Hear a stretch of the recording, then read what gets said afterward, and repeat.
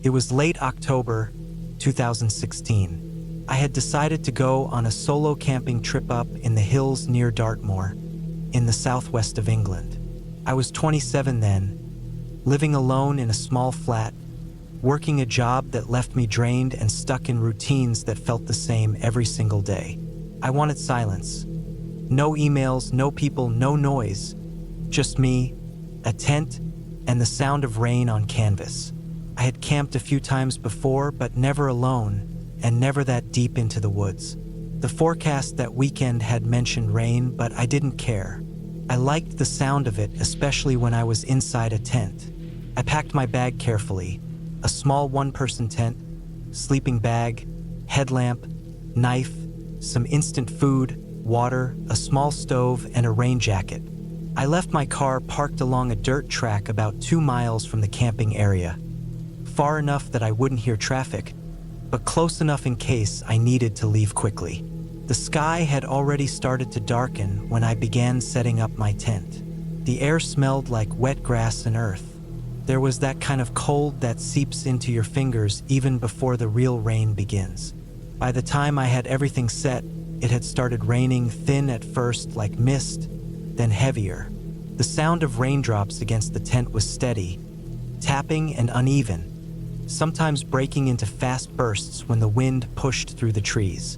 The ground was damp, and my boots sank slightly into the mud every time I stepped outside. I sat inside the tent, zipped up tight, eating from a tin of beans with my flashlight resting beside me. Everything felt calm. The rain grew louder, but steady. I read a little, then lay down in my sleeping bag and listened to the forest. It must have been around midnight when I woke up. The rain hadn't stopped. If anything, it was worse. The tent walls trembled slightly from the wind. I could hear the faint creak of tree branches moving. I shifted in my sleeping bag, trying to fall back asleep, but something felt off. There was this low sound underneath the rain, a kind of crunching noise, like someone walking slowly over wet leaves. It was faint, but steady enough that I knew it wasn't the wind. At first, I thought it might be an animal, maybe a deer. I told myself not to overthink it, but the footsteps didn't fade or move away. They seemed to stop just outside my tent, maybe a few feet away. I froze completely. I could hear my own breathing. The rain softened for a moment, just enough that I could make out the sound more clearly. It wasn't random. It was slow, careful, like someone trying not to make noise. I didn't move for what felt like a full minute. The footsteps didn't come closer, but they didn't leave either. My flashlight was beside me, but I didn't dare turn it on. I waited, every nerve in my body on edge.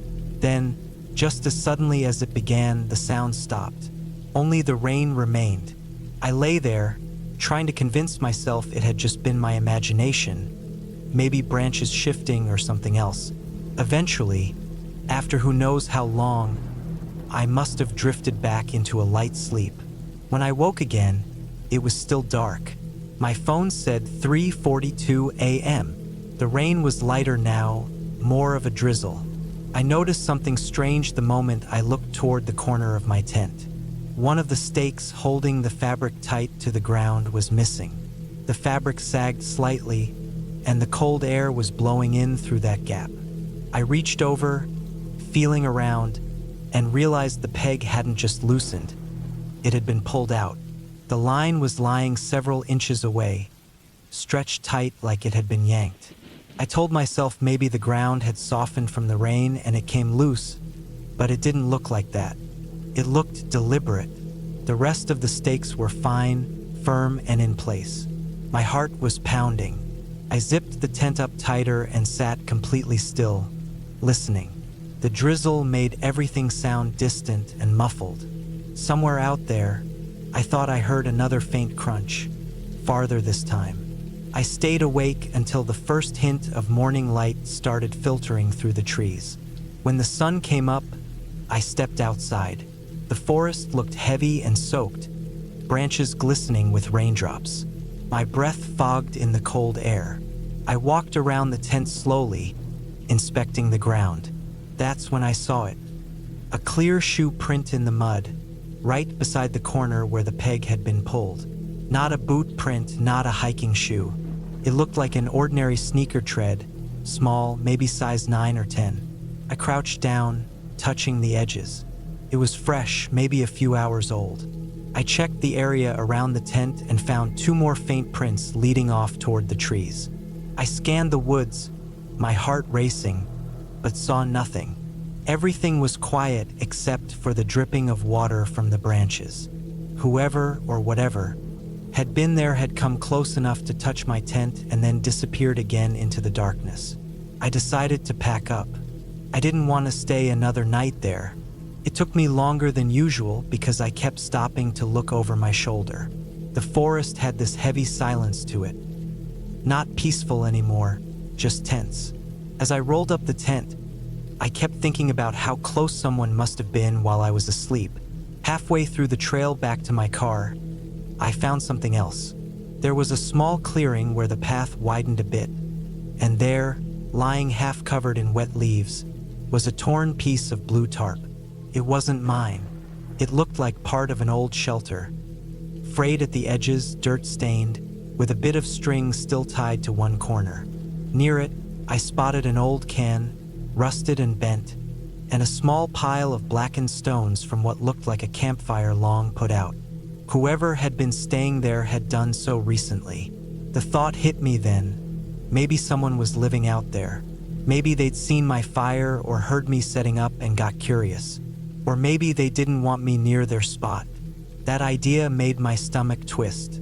I walked faster, keeping my eyes on the trail, gripping the knife I had in my jacket pocket, even though it probably wouldn't help much if someone really wanted to hurt me.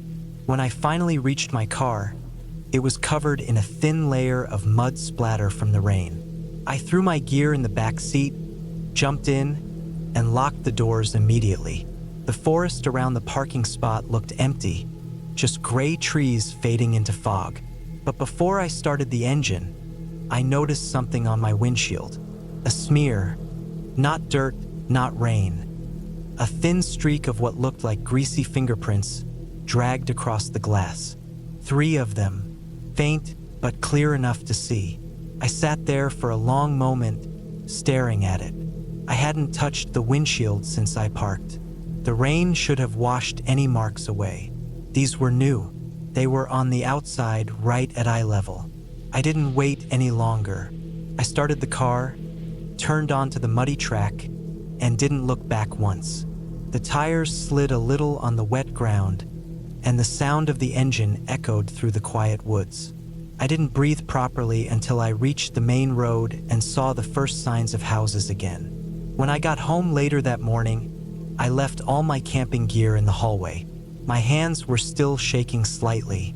I went straight to the shower, but even with the hot water running, I couldn't get the image of that shoe print out of my mind. Whoever it was, they'd stood right next to me while I was sleeping, close enough to touch the tent, maybe watching, maybe waiting. A few days later, I checked an online forum for hikers in the Dartmoor area, just out of curiosity. Someone had posted about finding makeshift camps deep in the woods. Small shelters made of tarps and branches, signs of someone living rough out there, maybe hiding. Some said it was a homeless person. Others said it might be a man who'd been seen wandering the back roads nearby, refusing to talk to anyone. No one seemed to know for sure. I never went camping alone again after that. The sound of rain on canvas, which I used to love, doesn't feel peaceful anymore. It reminds me too much of that night. Lying awake, listening to footsteps outside my tent, knowing there was someone there in the dark, close enough that if I'd unzipped the tent even slightly, I might have seen their face. I still don't know who it was or what they wanted, but every time it rains now, that sound brings me back to that moment. The cold air, the sagging fabric, and that single shoe print in the mud, proof that I hadn't imagined any of it.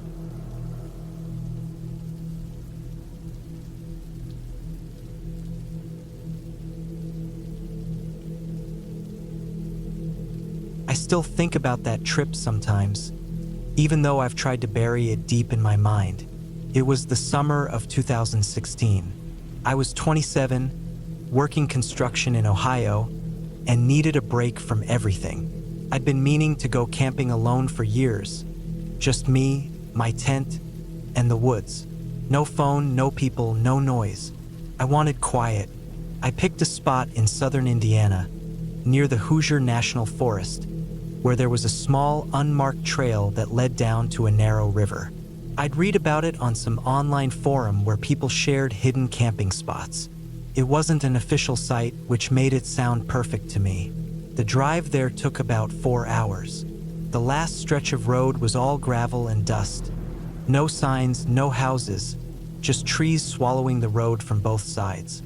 I parked my truck near a small clearing and followed a faint path downhill, carrying my backpack and tent.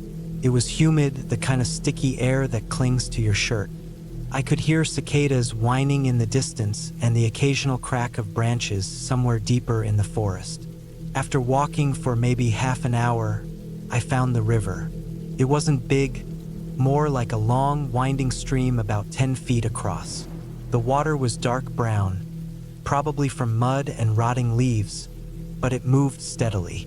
There was a flat patch of ground a few feet from the bank, perfect for pitching my tent. The spot was quiet except for the sound of running water and insects.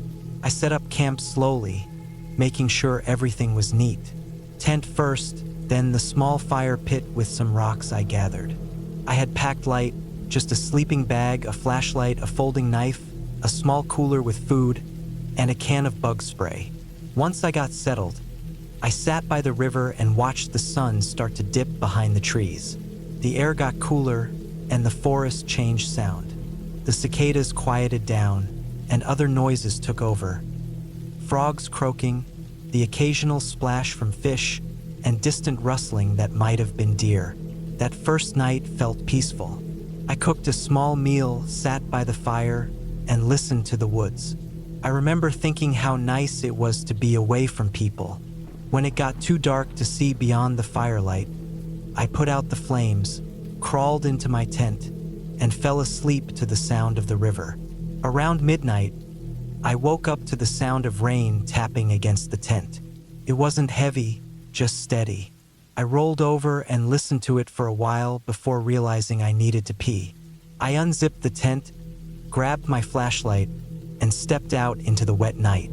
The rain had made everything slick, and the air smelled of wet soil and leaves. I did what I needed to do, then stood there for a bit, shining my flashlight around. The forest looked different in the rain, more alive, somehow. My beam caught the mist hovering above the river, and for a moment, I thought I saw something moving across it, like a dark shape gliding just under the surface. Could have been a fish or a log, but something about it felt off. It was too slow, too deliberate.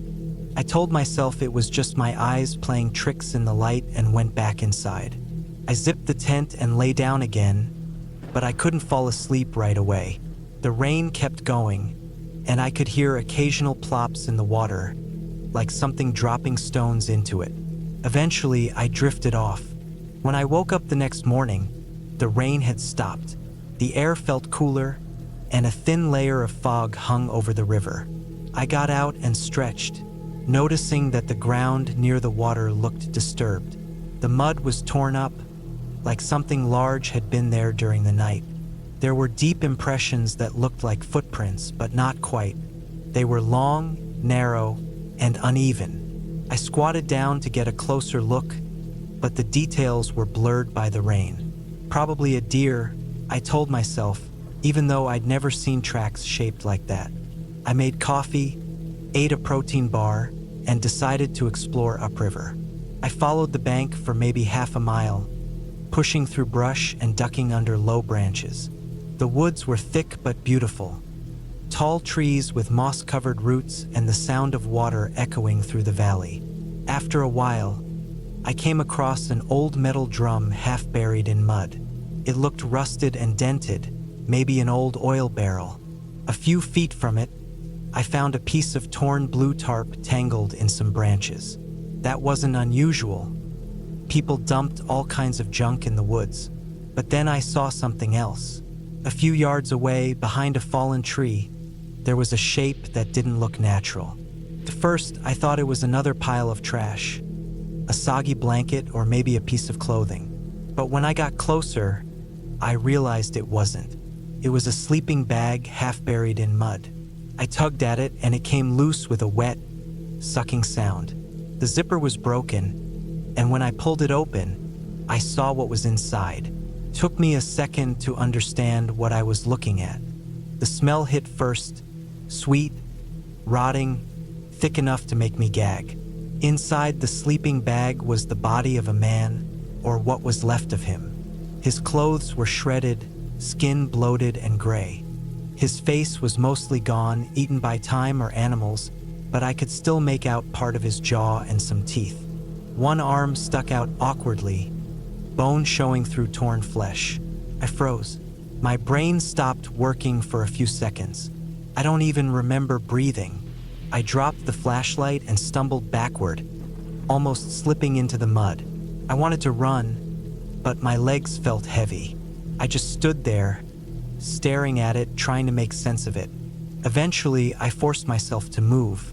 I grabbed my flashlight and backed away slowly, then turned and walked fast, almost running, back toward my camp. My heart was pounding so hard I could feel it in my throat. I started packing up right away, tossing everything into my backpack, not caring if it fit right. That's when I noticed something that made my stomach drop. Across the river, on the opposite bank, there was another tent. A small green one. I hadn't seen it before. It looked old, maybe abandoned, but there was smoke rising from what looked like a dead campfire beside it. Someone had been there recently. I froze again, staring across the water. The tent was maybe 50 feet away, hidden partly by trees. I didn't see anyone, but I had this awful feeling that someone was watching me from over there. The woods felt too quiet. I didn't wait to find out. I grabbed my pack, threw everything into the truck, and drove out as fast as I could, following the muddy road until I hit pavement again. I didn't stop until I reached a gas station nearly an hour away. My hands were shaking so bad I could barely hold the steering wheel. Inside the station, I told the clerk there'd been a dead body by the river. He called the police, and within half an hour, I was sitting in a small office talking to deputies. They asked me to show them exactly where it was, so I went back with them. When we got there, the body was still there, just like I'd left it. But the tent across the river, it was gone. Nothing but wet grass and a few footprints near the water's edge. The officers looked around but didn't find much. They told me to stay in town while they investigated.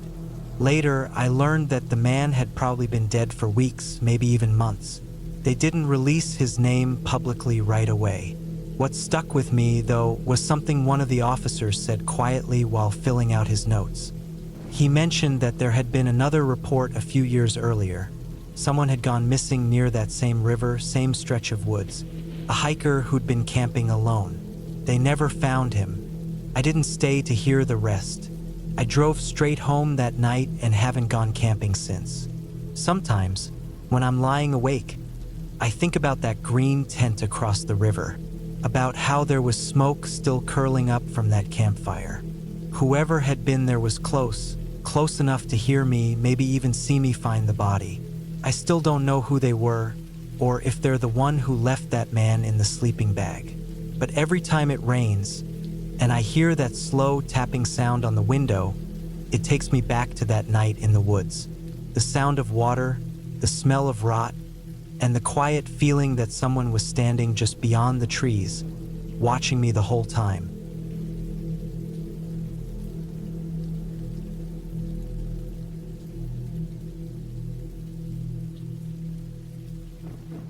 I went camping alone in northern Minnesota in late September of 2019. The plan was simple: 2 nights near a small lake called Red Pine Lake, about 4 hours from Duluth.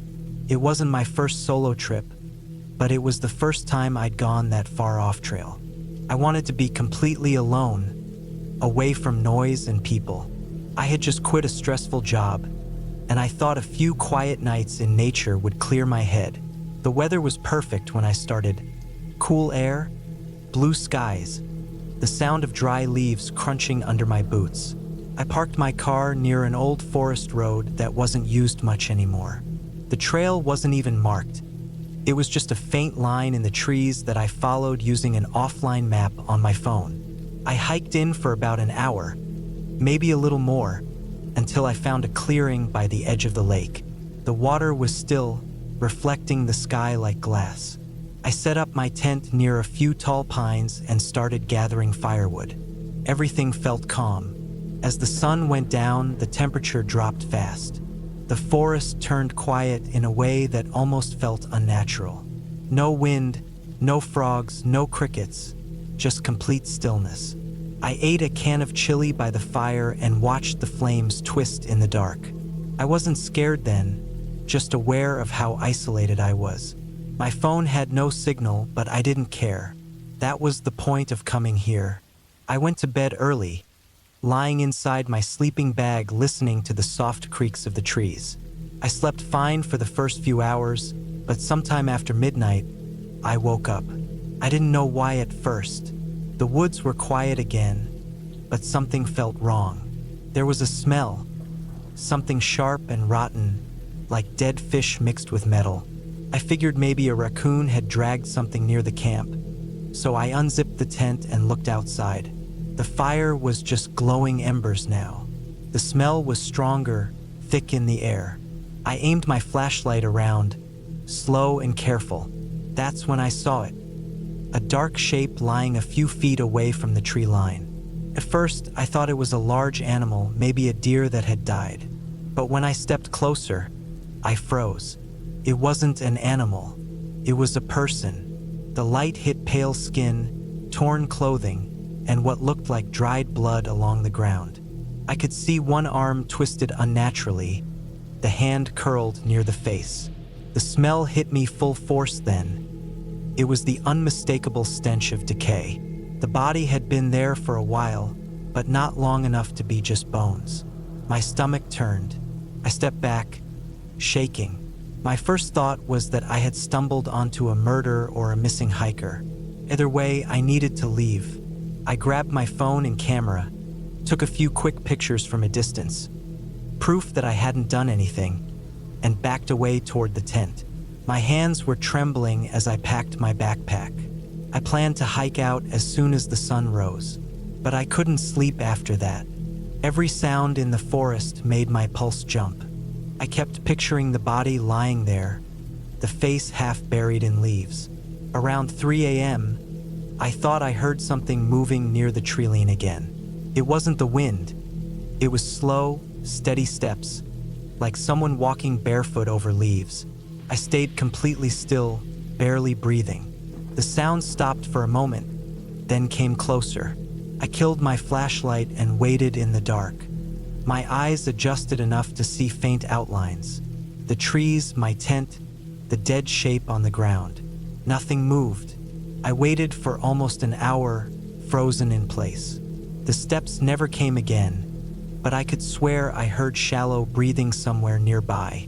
Eventually, exhaustion took over, and I must have drifted into a light, uneasy sleep. When I woke up, it was early morning. The air was cold, and the mist hung low over the lake. I got out of the tent and looked toward the spot where the body had been. It was gone. Just a dark patch of disturbed leaves and mud remained. My chest tightened. I looked around, half expecting to see drag marks or footprints, but the ground was too uneven to tell. I told myself maybe I had imagined it. Maybe it was a trick of the light or my tired brain. But I knew what I saw. There was no mistaking the smell or the shape. I quickly stuffed my gear into my pack and started back toward the trail. I walked fast, checking over my shoulder every few minutes. The woods felt different now, like they were watching me.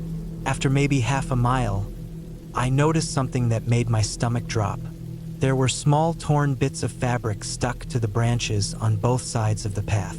Brownish red stains on the bark, like someone had brushed against the trees while bleeding. I moved faster, breathing hard. The woods were quiet again, except for the sound of my boots on the dirt. At one point, I saw a boot print ahead of me in the soft soil. It wasn't mine, I could tell from the pattern. The tread was deeper and wider, and it looked fresh, pointed in the same direction I was heading. I don't know why, but I started running. My pack bounced on my shoulders, and every shadow looked like someone standing there. I didn't stop until I reached the dirt road where my car was parked. The sight of it felt unreal, like I had escaped from something that didn't want me to leave. When I got in, I locked the doors immediately and just sat there for a few minutes, shaking. My hands wouldn't stop trembling.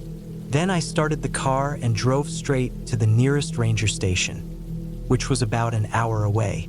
I told them what I saw: a body by Red Pine Lake, the smell, the missing remains by morning. They took me seriously at first, asked me to mark the area on a map. A few hours later, I got a call from one of the rangers. They'd gone out there with a team. They said they didn't find any human remains, just some torn clothing and what looked like animal bones scattered around. They figured it was a coyote kill or maybe a bear. I told them that wasn't what I saw, but they didn't push it. They said it happens. People see strange things alone in the woods. Fatigue, shadows, imagination. I went home that same day, but the image of that body never left my head. For weeks, I couldn't sleep properly. I kept checking the photos I took, but they didn't show much. Just darkness, trees, and what looked like a shape lying on the ground. Could have been anything, really. Still, I knew what I saw wasn't an animal. About a month later, I read a short news piece online about a missing man from Duluth. His last known location was somewhere near Red Pine Lake. He'd gone hiking alone and never came back. The article mentioned search teams finding a few personal items, a torn jacket, a boot, but no body. That was when I stopped reading. I closed the page and sat there for a long time. It hit me then that maybe what I saw that night wasn't a hallucination. Maybe I really did find him and something or someone moved him before I woke up. I haven't gone camping alone since then. I still love the woods, but I can't shake that memory. The smell, the pale skin, the way the forest went silent that night. Sometimes I dream about walking through that clearing again, the lake glass still and the fire burning low, and I see the shape lying there in the dirt, waiting for me to notice it all over again. When I wake up, I can almost smell it, that same sharp, rotten scent. And for a few seconds, I feel like I'm still there, kneeling by the trees, flashlight trembling in my hand, staring at something I was never meant to find.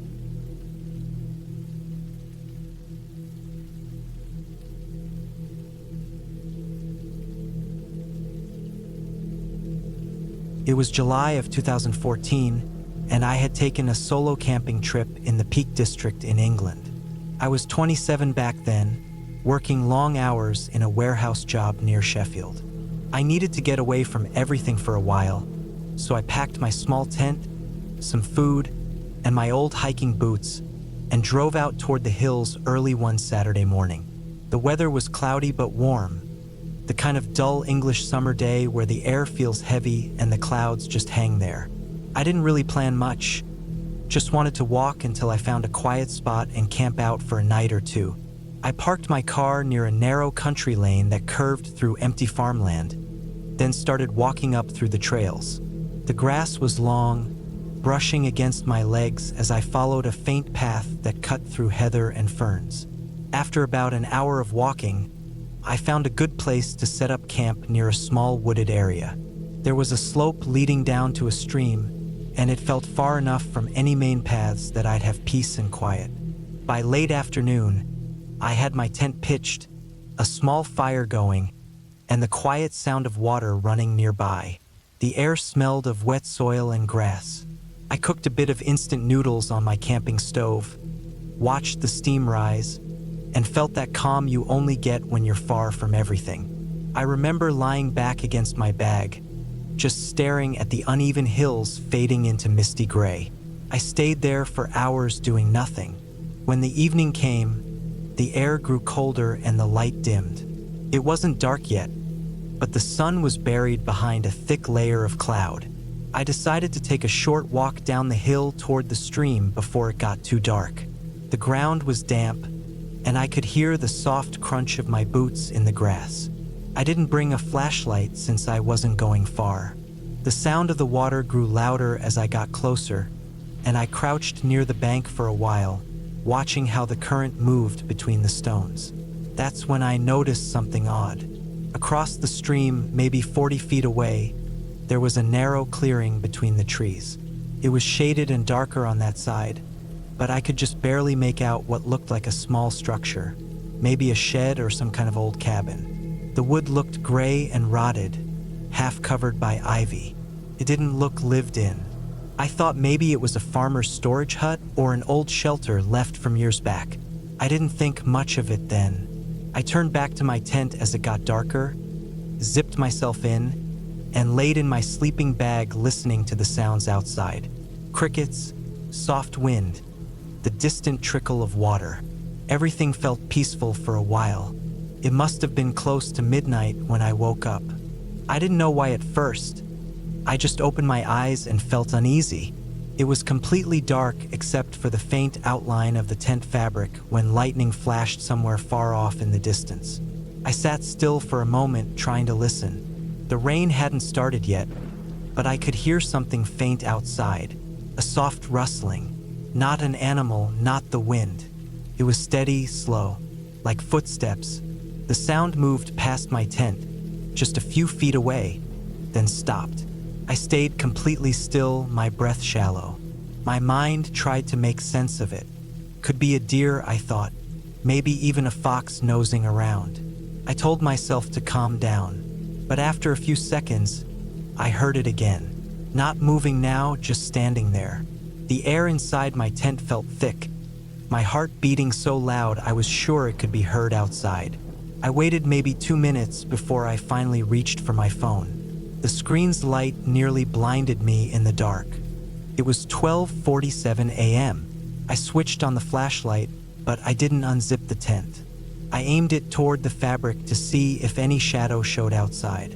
For a moment, nothing. Then, faint but clear, I saw the shape of legs standing just a few feet away. I froze. Whoever it was didn't move, just standing there, facing my tent. I don't know how long I stayed like that. Maybe 30 seconds, maybe more. Then the figure slowly turned and walked away, back toward the trees.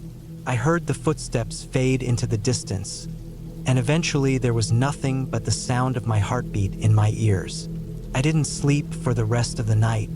I just lay there with the light on, waiting for morning. When daylight finally came, I got out and checked around. The grass near my tent was flattened in a few places. Definitely footprints. They weren't animal prints. I followed them down the slope toward the stream, and they led right up to the edge of the water, then stopped. Across the stream, I saw that same clearing and that old shed again, clearer now in daylight. The door was slightly open. Curiosity got the better of me. I crossed the shallow part of the stream, water soaking into my boots, and walked toward the structure. The closer I got, the more it looked like it hadn't been touched in years. The wood was splintered and gray, the door hanging crooked. Pushed it open. Inside, there was an old chair, some broken glass bottles, and scraps of fabric on the floor. It smelled of damp rot and something faintly sour like spoiled meat. Then I noticed something in the corner. A small pile of burnt paper and what looked like a melted candle. There was also a sleeping bag, filthy and ripped open, and a few cans of food stacked beside it. Someone had been staying there recently. I turned and walked straight back to my tent, packed everything up in record time, and started heading back toward where I'd parked. The entire way I kept glancing behind me, half expecting to see someone on the trail. The woods felt different now. Quieter but tense, like everything was holding its breath. When I reached the car, I threw my gear into the back seat and just sat there for a few minutes trying to calm down. I remember looking up through the windshield toward the hills. From that distance, the area looked peaceful, almost harmless. It was strange to think that just a few hundred meters away, someone had been walking around my tent in the middle of the night. I drove straight into town and stopped at a small cafe. The woman at the counter asked if I'd been camping. I nodded, said I'd been up by the moors. She told me a lot of rough sleepers and wanderers stayed out there sometimes, especially near abandoned farm buildings. Some of them, she said, didn't like people getting too close to their spots. That stuck in my head all day. It made sense, but it didn't make me feel any better.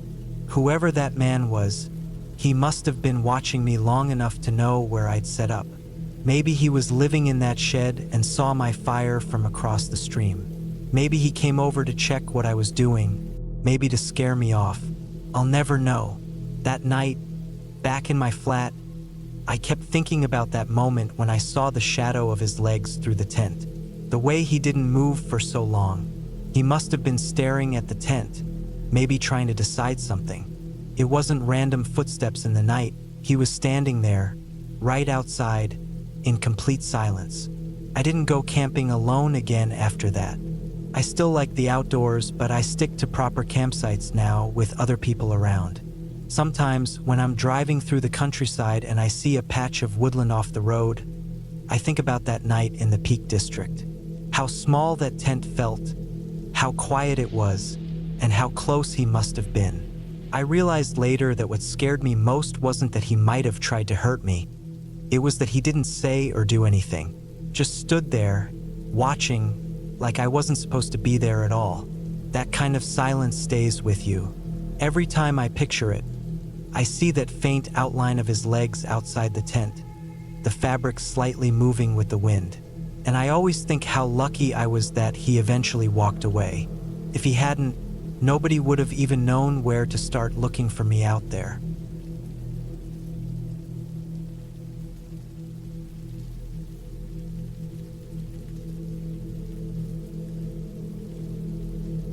It was the summer of 2017 when I decided to go camping alone for the first time. I was 23, and I just bought a used pickup that I'd been dying to take out somewhere quiet, far away from people. I'd been working too many hours at a warehouse job in Phoenix, and the idea of driving up into northern Arizona, where the forests were thick and the air felt alive, sounded like exactly what I needed. I picked a spot near the edge of Coconino National Forest. Not one of those crowded campgrounds, but a patch of land I'd found marked on an old topographic map. It was a few miles off a dirt road, tucked behind a ridge that kept it hidden from the main trail. I got there late afternoon, parked the truck under some tall pines, and hiked in about half a mile before setting up my tent. The place was completely still except for the wind brushing through the branches. No voices, no distant cars, just the sound of the forest breathing around me. I gathered some firewood before the light went down and sat on a log while the fire crackled low and slow. The forest at night had a rhythm to it. Crickets, the occasional snapping branch, a far-off owl. I liked that silence between the sounds. It reminded me of being a kid when my family used to camp before life got too busy. I made some instant noodles, stared into the fire for a long time, and then crawled into my sleeping bag. It must have been around 2 in the morning when I woke up. At first, I thought it was the wind, but then I realized something had changed. The sounds were gone. The crickets had stopped. It was so quiet that I could hear my heartbeat thumping in my ears. I stayed still, trying to listen, thinking maybe an animal had wandered close by. Sometimes the forest just goes silent when something big is around. Then I heard a crunch. It came from behind my tent. A single, slow step on dry leaves. Not fast or aggressive, but heavy enough to know it wasn't a raccoon. My first thought was a deer, maybe even an elk, since they were common around there. But the next step sounded wrong. It wasn't the kind of four-legged shuffling noise I was used to hearing. It sounded more like someone walking, slow, dragging steps that pressed into the dirt. I stayed perfectly still, barely breathing. I told myself it was nothing, maybe my mind playing tricks after waking up half asleep. I waited a few minutes, then reached for the small flashlight next to my sleeping bag and clicked it on. The beam shook slightly from my hand, cutting through the thin nylon of the tent. I didn't see a shadow or any movement. I sat there for maybe 10 minutes, light still on, trying to calm myself down. When I finally drifted back to sleep, I woke again a few hours later to pale light sneaking through the tent. Morning had come and everything looked normal. The forest was alive again, birds calling, insects buzzing. I laughed at myself for getting scared. I made some coffee, packed my backpack, and decided to explore a bit around the ridge. I walked for a while, crossing patches of damp earth and thick undergrowth, until I found a shallow ravine where an old, dry creek bed ran through. That's when I saw something odd in the dirt. Prints. At first, I thought they were just deer tracks, but they didn't look right. They were shaped like human footprints, but the stride was uneven, longer on one side, like someone walking with a limp. And they weren't wearing shoes. The ground was dry enough that I could see the details. Long toes, wide soles, and strange pressure points, as if the weight wasn't spread normally. I followed them for a bit before they disappeared near a pile of dead branches. I felt that uneasy weight in my chest again, the same one from last night. I turned back toward camp, telling myself I was overthinking. Probably some local hiker or someone living off-grid. People did that out here sometimes. The rest of the day went fine. I fished in a nearby stream, gathered more firewood, and relaxed near the tent as the sun dipped behind the trees.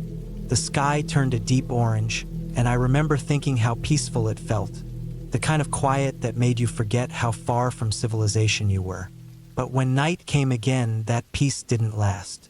Around midnight, I woke up to the same silence, the kind that feels thick, like the air itself is holding its breath. I sat up, every nerve on edge, listening. Then came the steps again, but this time closer. They circled the tent. Slow, deliberate, almost careful. I could hear the crunch of dry needles and the faint scrape of something brushing against fabric. I froze completely. My flashlight was right next to me, but I didn't grab it this time. I just sat there, trying to make out what it was doing.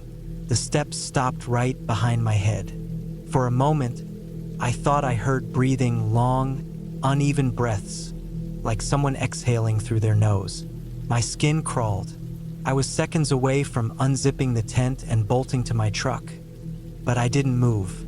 I didn't even blink. Then, just as slow as it came, it moved away. The steps faded into the distance until I couldn't hear anything at all. I stayed awake until the first light of morning.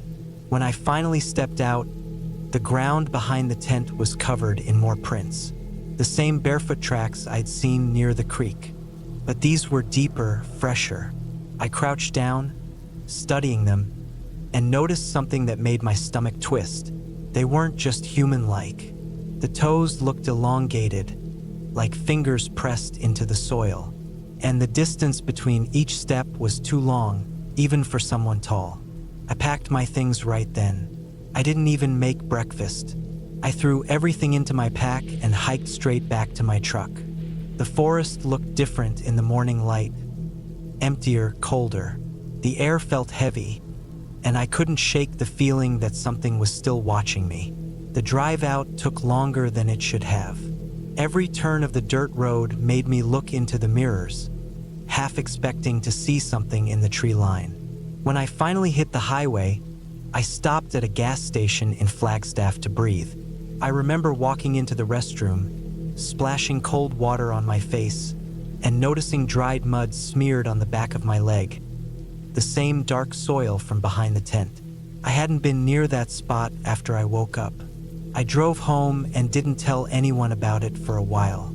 I kept thinking maybe it was a person, some stranger living off in the woods, maybe watching campers for whatever reason. I even went online to check if there were any missing people or strange reports in that area. There were a few vague stories about hikers hearing mimicking voices and seeing a man walking on all fours, but I ignored that stuff. It all sounded exaggerated. But what stuck with me wasn't the noise or the prints. It was the silence. The way the entire forest went dead when it was near, like nature itself refused to acknowledge it. I still camp sometimes, but never alone, and never without a weapon nearby. Every now and then, I'll wake up in the middle of the night, and that same silence hits me, thick, hollow, and too still to be normal. When it happens, I always listen for those slow, dragging steps. So far, I haven't heard them again. But whenever I drive past Coconino and see that stretch of trees lining the road, I can't help but wonder if it's still out there. Not something from stories or legends, but something real, something that walks like us, looks almost like us, but isn't one of us at all. And I don't think it ever really left me alone.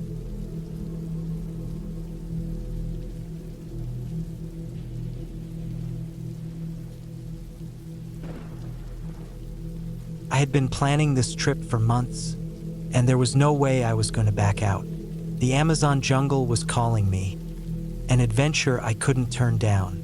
I was 28, an experienced camper, and while I had hiked through plenty of national parks, this felt different. The rainforest was a whole different beast. I didn't know what to expect, but I was determined to make it out alive, having experienced something most people only read about.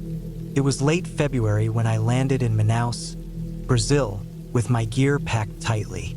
I was set for a 5-day trek into the jungle. I had the map, the supplies, and a guide who was supposed to meet me on the outskirts of the city. But he never showed up. That didn't sit well with me.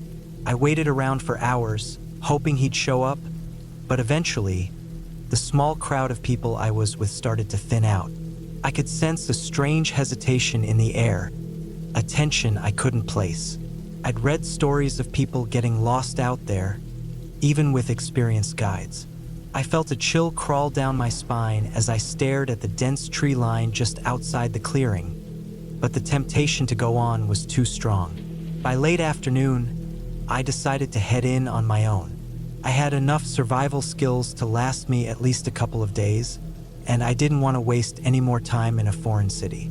Besides, it was more thrilling this way. The thought of walking alone through the thick, mysterious forest was too exciting to ignore. I trekked for hours, cutting through the dense underbrush with my machete, the sound of the forest swallowing up the noise of my footsteps. I couldn't help but admire the majesty of it all. The towering trees, the deep green leaves, the strange calls of unseen creatures. The Amazon was alive in ways I had never imagined. But as night began to fall, something shifted. The air grew heavier, thick with humidity. The once comforting chirps and howls of the jungle faded, replaced by an unsettling silence. My heart began to race. I didn't think much of it at first. After all, silence in the jungle was to be expected at night. I set up camp, a small fire crackling as I prepared my meal, but the quiet lingered. The only sound was the occasional rustle of leaves, but even that felt off. It wasn't until the third night that things started to get really strange. I had been hiking for 2 days, heading deeper into the jungle, and I was starting to feel the weight of the isolation. My food was running low, and the map I had brought wasn't as clear as I hoped. I found a spot to camp, near a creek that seemed to stretch endlessly in both directions. I had set up my tent and was just about to eat when I heard it. A low growl. It was so faint, I wasn't sure if I had imagined it. I stood still, straining my ears, listening. The growl came again, this time louder, closer. My heart thudded against my ribs. I wasn't alone. I grabbed my machete and slowly stood up, peering into the darkness around me. The dense trees blocked out any stars, the moonlight just a thin sliver peeking through the canopy. I couldn't see anything. The jungle was completely still. Then, the sound came again, this time much louder and unmistakably coming from the brush just ahead of me. Something was out there, something big. I didn't move, not wanting to alert whatever it was to my presence. I wanted to believe it was just a jaguar or some other big animal, but the growl didn't sound like anything I had ever heard before. I kept my eyes trained on the darkness ahead, waiting, and in the dead silence that followed, I heard something else. Footsteps. Slow and deliberate, like something was circling my camp. I didn't dare make a sound. Minutes felt like hours, but finally, the sound stopped. There was nothing but silence again. I stayed frozen, every muscle tense, waiting for something to happen. But after a while, I had to admit that it was gone, whatever it was. I spent the rest of the night staring into the darkness, my hand never leaving the machete's hilt. But no more sounds came. I eventually fell into a fitful sleep, waking up every few minutes, checking the perimeter of my camp. By the time the sun rose, I was exhausted. I packed up quickly, determined to move on and get out of the area. I wasn't sure what had been out there, but I had no desire to find out. The last thing I wanted was to encounter whatever made that sound again. But as the day wore on, things only got stranger. I kept seeing flashes of movement in the distance, shapes darting between the trees. I thought it was just my tired mind playing tricks on me, but the unease continued to grow. The air was thick and oppressive, and the jungle around me seemed to close in on itself, as if it was alive, watching me. That night, I found another spot to camp, but this time I was much more cautious. I set up my tent close to the creek, just in case I needed to make a quick escape. I didn't want to go to sleep, but my body betrayed me, and I fell into an uneasy slumber. I woke up to the unmistakable sound of something moving around my camp. My eyes shot open, and I could see a shadow pass by my tent. It wasn't human. The shape was too large, and it didn't move with the same kind of fluidity I was used to seeing in animals. My heart raced, and I grabbed the machete, trying to control my breathing. The tent was too thin. I knew whatever it was could hear me. Then I heard something I'll never forget. A whisper. It wasn't a voice, but a sound. An almost inaudible hiss that seemed to come from all around me. I pressed my back against the wall of the tent, too scared to move. The whispering grew louder, though it didn't form words. It was like a language I couldn't comprehend, a language that felt wrong. I knew then I wasn't just dealing with some wild animal. This was something else, something that had been watching me since I first entered the jungle. The whispers continued for what felt like hours, until they abruptly stopped. I lay there, terrified, not daring to make a sound. My only hope was that it would leave. But then I heard footsteps again, this time louder, more deliberate, circling my tent. I could feel the earth tremble with each step. When morning finally came, I packed up my gear faster than I had ever packed before. I had to leave. There was no way I was staying in that place another night. The jungle felt alive, and I was just a small part of it. A tiny, fragile thing walking through a world much older than me. I made my way back toward Manaus, not daring to stop for rest. I didn't look back, not even once. Whatever I had experienced out there, I didn't want to understand it. Couldn't. When I finally made it back to the city, I was exhausted, dirty, and mentally shaken. I tried to tell people what happened, but they just looked at me like I was crazy. "It's the jungle," they said. "You're not the first person to feel its power." I don't know if I believe in the supernatural or if my mind just broke under the pressure of the Amazon, but I do know one thing. There is something in that jungle, something I'll never truly understand, and I'll never go back to find out. I'm just thankful I made it out.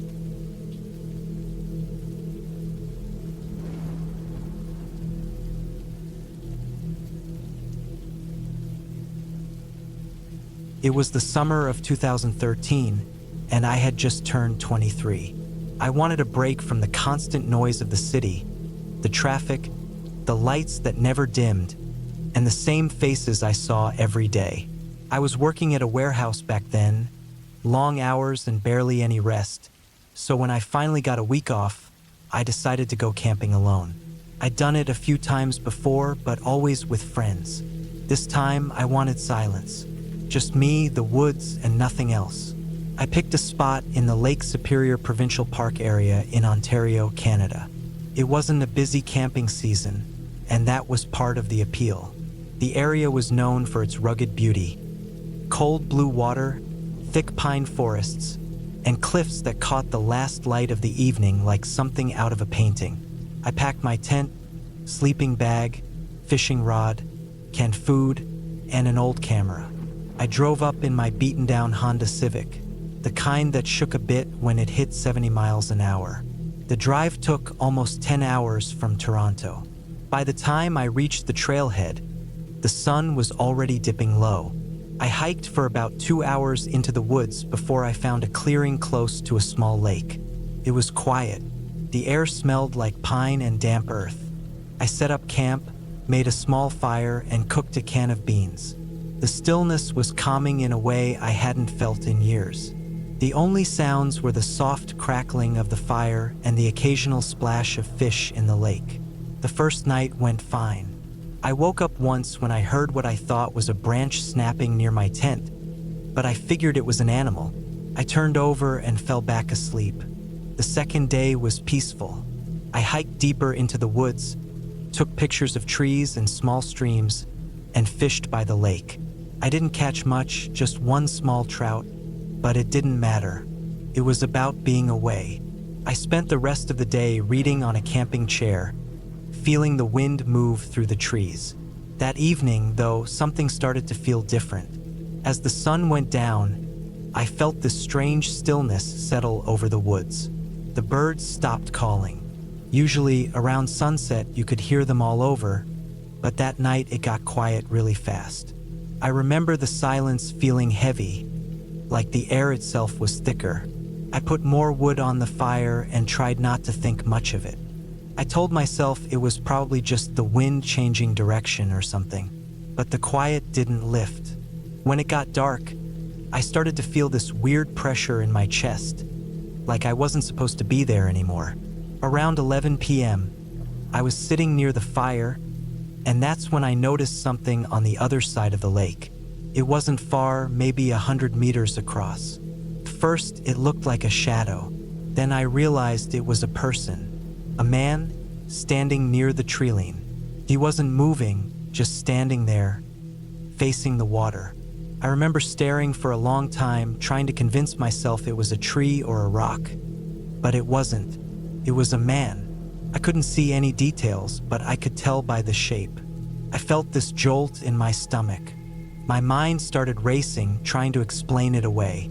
Maybe another camper, maybe someone hiking, but there were no other tents or lights anywhere near me. I hadn't seen anyone the entire time I'd been there. The man didn't move. I sat there frozen, staring, until I couldn't take it anymore. I grabbed my flashlight and shone it across the lake. The light hit the trees, the water, and then the figure. The man was tall, wearing something dark. I couldn't make out his face. The moment the light touched him, he turned and walked back into the woods. Not fast, just walked, like he wasn't in any hurry. That's when I felt real fear. Something about how calm he was, it didn't make sense. I sat there for a long time, heart pounding, watching the tree line. Nothing moved after that. Eventually, I went inside my tent and zipped it shut. Couldn't sleep. Every small noise outside made me flinch. I kept checking my watch. Midnight. 1, 2. By 3 in the morning, I must have drifted off, but it wasn't real sleep. When I woke up, it was morning. The sunlight made everything seem normal again, like maybe I'd imagined it. I tried to shake it off.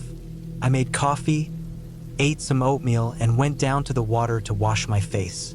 That's when I saw footprints. Not mine. Across the lake, on the muddy edge near the trees, I could see clear boot prints leading out of the woods and stopping right at the waterline. I stood there staring for a long time. They were fresh. I could tell because the edges were still clean, not weathered or filled with water. It looked like someone had been there maybe a few hours earlier.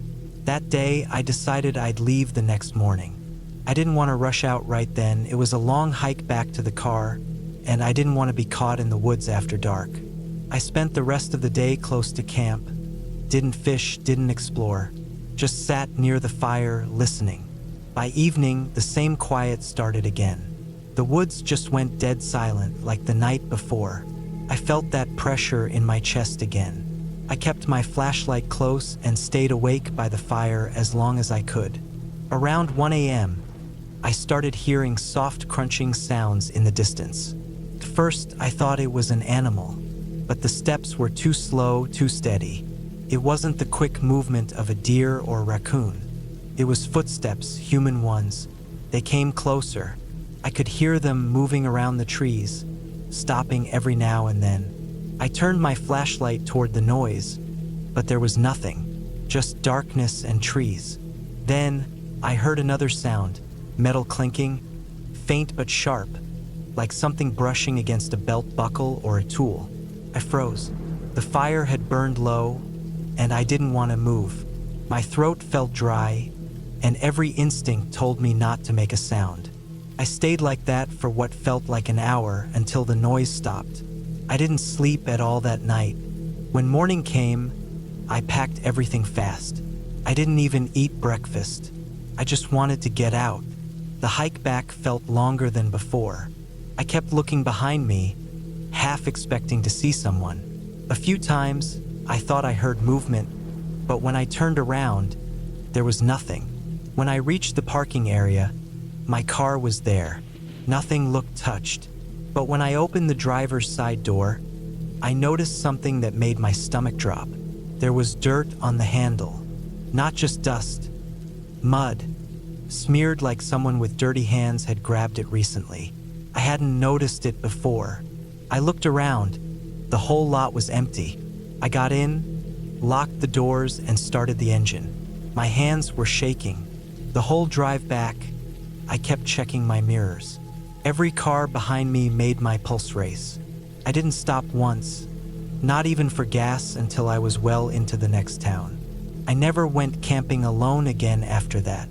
For months, I'd wake up in the middle of the night thinking I heard footsteps outside my window.